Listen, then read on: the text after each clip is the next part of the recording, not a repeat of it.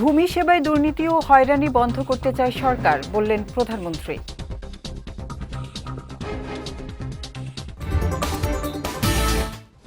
16 December চালু হবে শাহজালালের তৃতীয় টার্মিনাল, জানালেন তথ্যমন্ত্রী।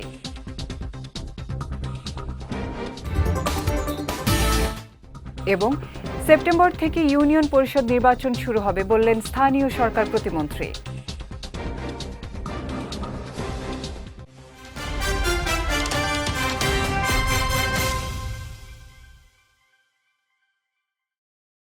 আসসালামু আলাইকুম। পুষ্টি চা নিবেদিত বিজয় রাতের সংবাদে আমন্ত্রণ জানাচ্ছি আমি উম্মে কুলসুম। শুনছিলেন শিরোনাম, এবারে বিস্তারিত।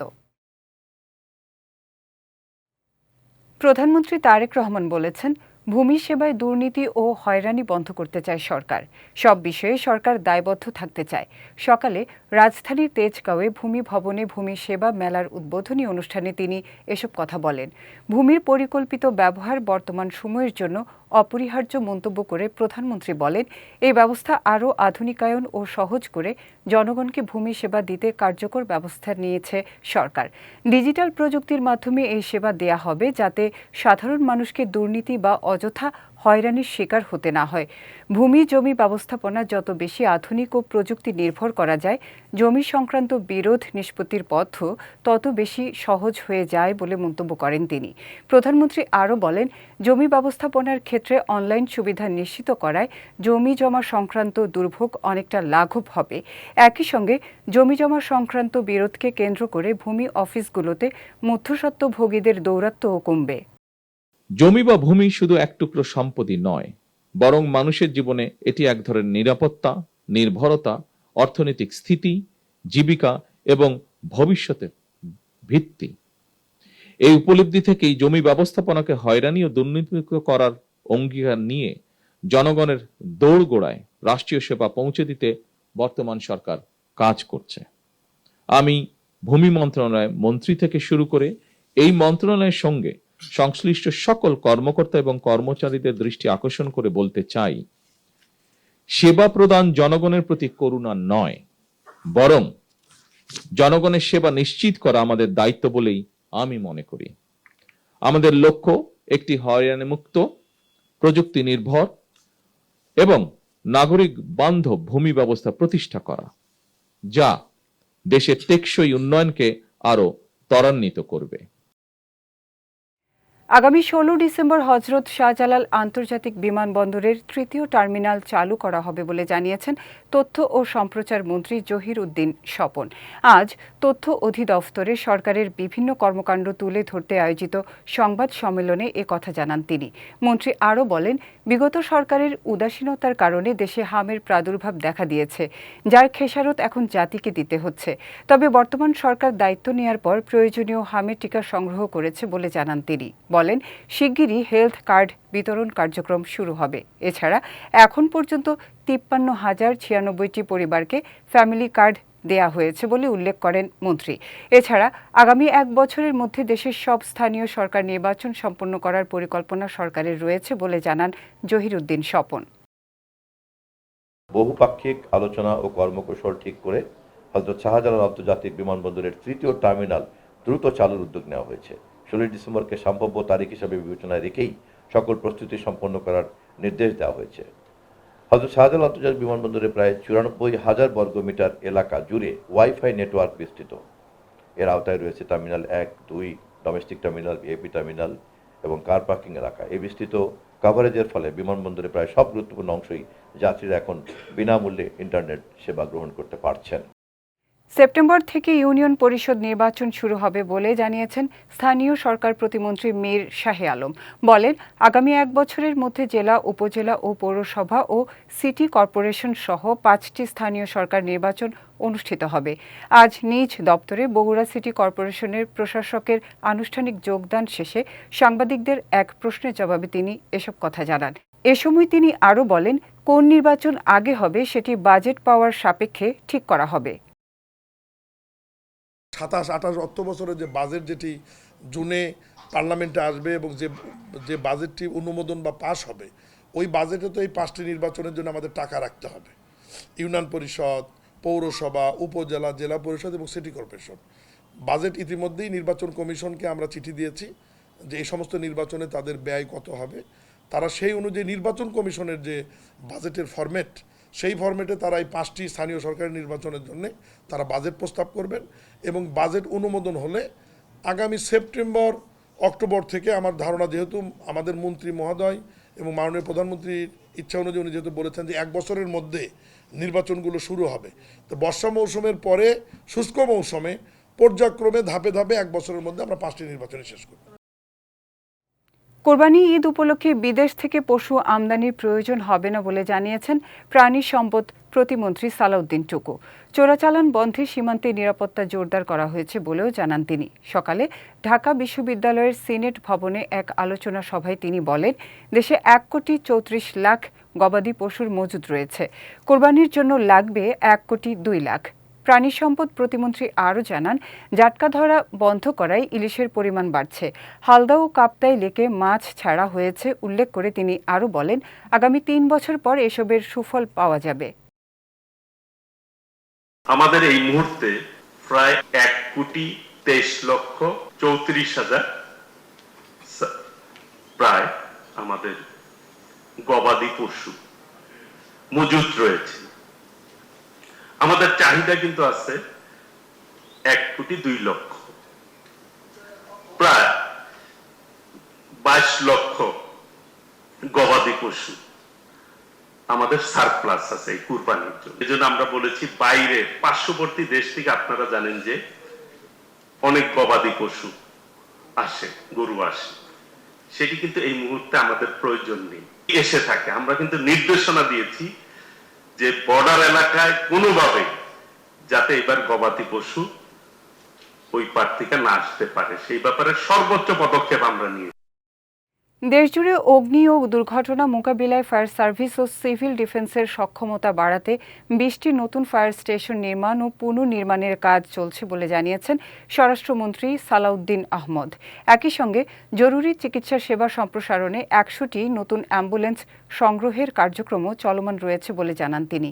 আজ রাজধানীর পূর্বাচল মাল্টিপারপাস ট্রেনিং গ্রাউন্ডে আয়োজিত ফায়ার সার্ভিস সপ্তাহ পদক বিতরণ ও পাসিং আউট প্যারেড অনুষ্ঠানে তিনি এসব তথ্য দেন। বলেন, বর্তমানে সারা দেশে 538টি ফায়ার স্টেশনের মাধ্যমে সেবা দেয়া হচ্ছে।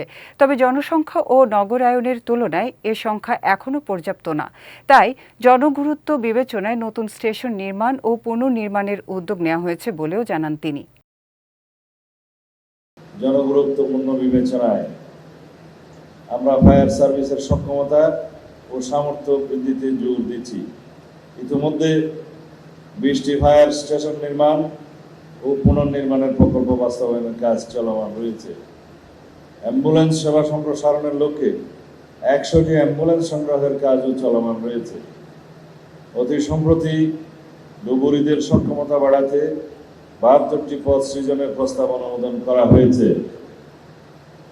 জনবল নিয়োগ সম্পন্ন হলে নৌযান দুর্ঘটনা মোকাবিলায় এই বাহিনীর সেবার সক্ষমতা বৃদ্ধি পাবে।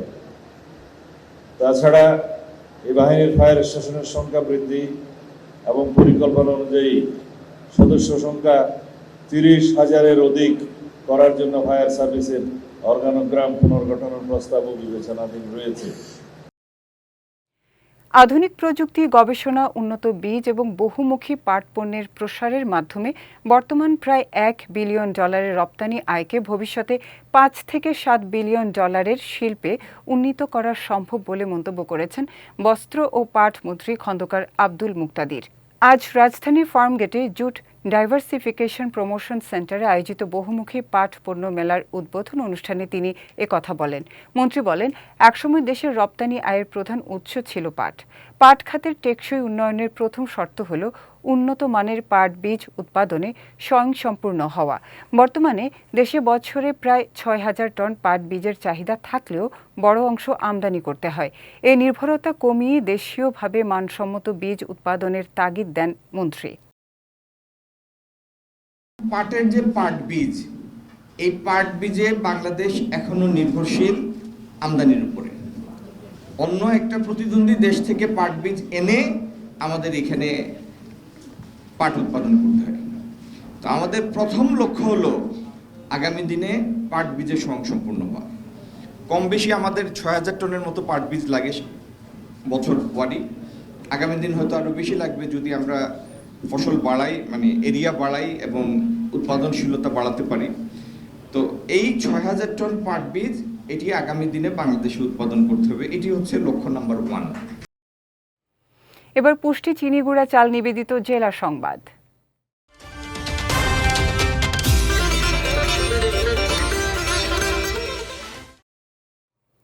ডিজিটাল সেবায় দেশে জনগণ ভূমি কেলেঙ্কারি থেকে পরিত্রাণ পাবে বলে মন্তব্য করেছেন প্রবাসী কল্যাণ ও বৈদেশিক কর্মসংস্থান মন্ত্রী আরিফুল হক চৌধুরী। সকালে সিলেট জেলা প্রশাসকের কার্যালয়ে ৩ দিন ব্যাপী ভূমি সেবা মেলার উদ্বোধন শেষে তিনি এ মন্তব্য করেন। বলেন, ডিজিটাল ভূমি সেবা সপ্তাহের মাধ্যমে এই অ্যাপ ভিত্তিক সেবা পাওয়ার ফলে ভূমি অফিসে না গিয়ে মানুষ এ সংক্রান্ত অনেক সমস্যার সমাধান করতে পারবেন। এতে জনগণ উপকৃত হবেন। তারেক রহমানের এই উদ্যোগ নির্বাচনী প্রতিশ্রুতি বাস্তবায়নেরই প্রতিফলন বলেও জানান প্রবাসী কল্যাণমন্ত্রী। এ সময় পাথর কোয়ারি সনাতন পদ্ধতিতে খুলে দেওয়ার প্রক্রিয়া প্রসঙ্গে তিনি বলেন, এ বিষয়ে জনগণের আকাঙ্ক্ষাকে সামনে রেখে সিদ্ধান্ত আসবে। তবে অনিয়ম হলে আইন প্রয়োগের বিষয়ে কোনো ছাড় দেওয়া হবে না বলে হুঁশিয়ারি দেন মন্ত্রী। আমি বিশ্বাস করি এই মেলার মাধ্যমে আজকে থেকে যে নতুন পরিবেশ আপনার মোবাইল অ্যাপসের মাধ্যমে মানুষ অত্যন্ত আর ভূমি অফিসে যেতে হবে।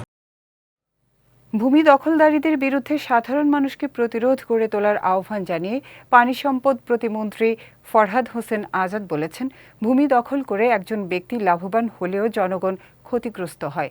সকালে পঞ্চগড় কালেক্টরেট চত্বরে জেলা প্রশাসন আয়োজিত ৩ দিনব্যাপী ভূমি সেবা মেলা উদ্বোধন শেষে সাংবাদিকদের তিনি এসব কথা বলেন। প্রতিমন্ত্রী আরও বলেন, বর্তমান সরকার ভূমি খাতকে সর্বোচ্চ অগ্রাধিকার দিয়ে কাজ করছে। এছাড়া যে কোনো অবৈধ দখল পুনরুদ্ধার করতে আইনি তৎপরতা চালানো হবে বলে জানান প্রতিমন্ত্রী। বলেন, দলিল ও সঠিক কাগজ যার থাকবে, জমির মালিকানা তারই থাকবে। পরে প্রতিমন্ত্রী মেলায় অংশ নেয়া ৯টি স্টল পরিদর্শন করেন। পটুয়াখালীর বাউফলে লোহালিয়া নদীর ওপর নবম বাংলাদেশ চীন মৈত্রী সেতু নির্মাণের সম্ভাব্য স্থান পরিদর্শন করেছেন সড়ক ও সেতু এবং নৌ পরিবহন মন্ত্রী শেখ রবিউল আলম। দুপুরে দুমকি উপজেলার চর গড়বদি দাখিল মাদ্রাসা মাঠে আয়োজিত জনসভায় তিনি বলেন, সরকার আধুনিক যোগাযোগ ব্যবস্থা গড়ে তুলতে কাজ করছে।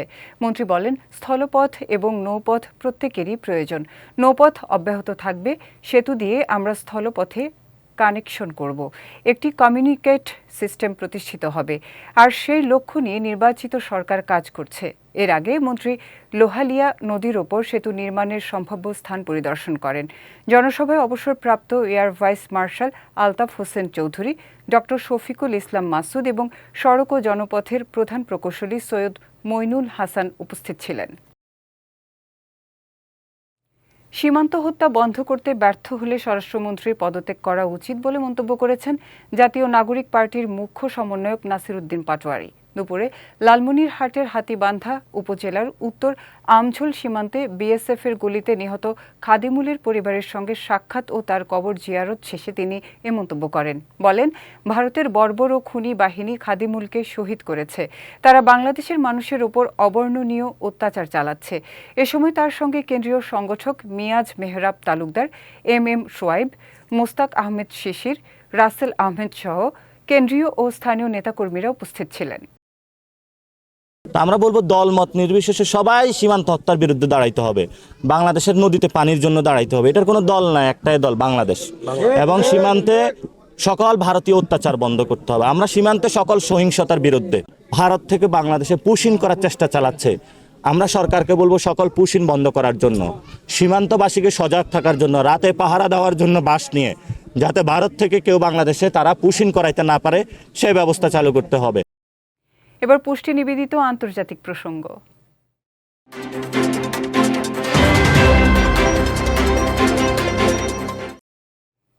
তাইওয়ানকে ঘিরে চীনের সামরিক তৎপরতা আঞ্চলিক নিরাপত্তার জন্য বড় হুমকি বলে অভিযোগ করেছে তাইপে। আজ দেশটির বর্তমান প্রধানমন্ত্রী চো জুং তাই বলেন, তাইওয়ান প্রণালী, দক্ষিণ চীন সাগর ও জাপান সংলগ্ন এলাকায় চীনের সামরিক মহড়া উদ্বেগ বাড়াচ্ছে। এদিকে লিয়াওনিং নেতৃত্বাধীন বিমান বাহিনী রণতরী বহর পশ্চিম প্রশান্ত মহাসাগরে মোতায়েন করেছে বেইজিং। চীনের দাবি এটি তাদের নিয়মিত সামরিক প্রশিক্ষণের অংশ। তাইওয়ানকে নিজেদের ভূখণ্ড দাবি করা চীন প্রেসিডেন্ট লাই চিং-তের সংলাপের আহ্বানও প্রত্যাখ্যান করেছে। আগামীকাল দায়িত্ব গ্রহণের 2 বছর পূর্তি উপলক্ষে ভাষণ দেবেন লাই চিং-তে। একই সঙ্গে চীনের চাপের পাশাপাশি অভ্যন্তরীণ রাজনৈতিক চ্যালেঞ্জও মোকাবিলা করছেন তিনি।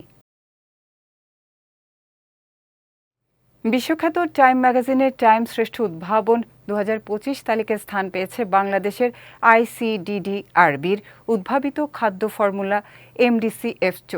অপুষ্টিতে ভোগা শিশুদের অন্ত্রের মাইক্রোবায়োম পুনর্গঠন করে শারীরিক বৃদ্ধি, রোগ প্রতিরোধ ও মস্তিষ্কের বিকাশে সহায়তা করে এ স্বল্পমূল্যের খাবার।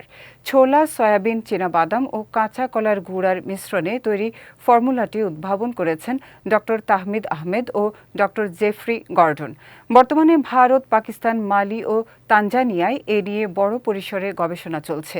বিশেষজ্ঞদের মতে এই উদ্ভাবন বিশ্বজুড়ে অপুষ্টি প্রতিরোধ ও চিকিৎসা ব্যবস্থায় বড় পরিবর্তন আনতে পারে। যাচ্ছি পুষ্টি ড্রিঙ্কিং ওয়াটার নিবেদিত খেলার সংবাদে।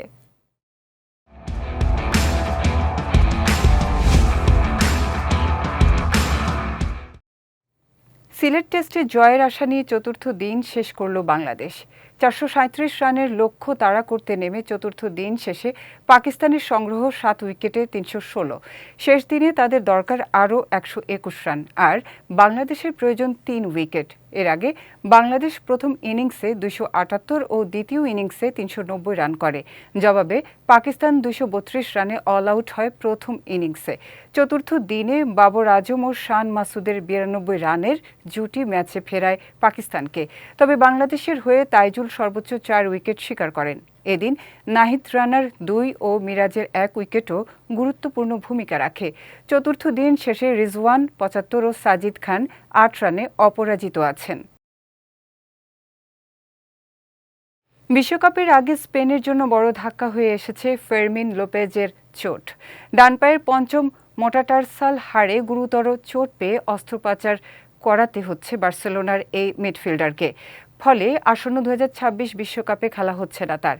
গত রোববার লা লিগায় রিয়াল বেতিসের বিপক্ষে 3-1 গোলের জয়ে প্রথমার্ধের পরই মাঠ ছাড়েন ফেরমিন। শুরুতে এটি সামান্য চোট মনে করা হলেও পরবর্তী পরীক্ষায় গুরুতর চোট ধরা পড়ে। গতকাল এক বিবৃতিতে বার্সেলোনা নিশ্চিত করেছে তার অস্ত্রোপচার প্রয়োজন এবং পুনরুদ্ধারে কয়েক সপ্তাহ সময় লাগবে। এই সময়সীমা বিবেচনায় আসন্ন 2026 বিশ্বকাপে তার খেলা অনিশ্চিত হয়ে পড়েছে। এর আগে ইনজুরিতে পড়েছেন লামিন ইয়ামালও। ফলে বিশ্বকাপের আগে স্পেন শিবিরে উদ্বেগ আরও বেড়ে গেল। পুষ্টি চা নিবেদিত বিজয় রাতের সংবাদ শেষ করার আগে শিরোনামগুলো দেখে নিচ্ছি আরও একবার।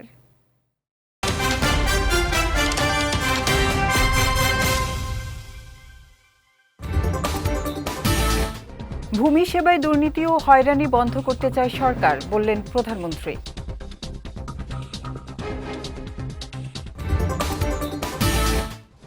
ষোলো ডিসেম্বর চালু হবে শাহজালালের 3য় টার্মিনাল, জানালেন তথ্যমন্ত্রী।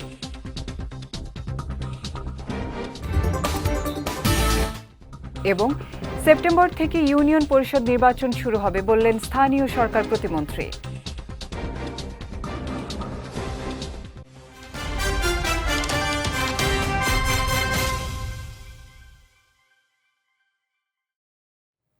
বিজয় রাতের সংবাদ শেষে আজকের মতো আমি উম্মে কুলসুম আপনাদের কাছ থেকে বিদায় নিচ্ছি। আগামীকাল একই সময়ে নতুন সব খবর দেখতে চোখ রাখুন বিজয় টিভিতে। এছাড়াও আজকের বিজয় রাতের সংবাদের ভিডিও দেখতে পারেন আমাদের ইউটিউব এবং ফেসবুক পেজে।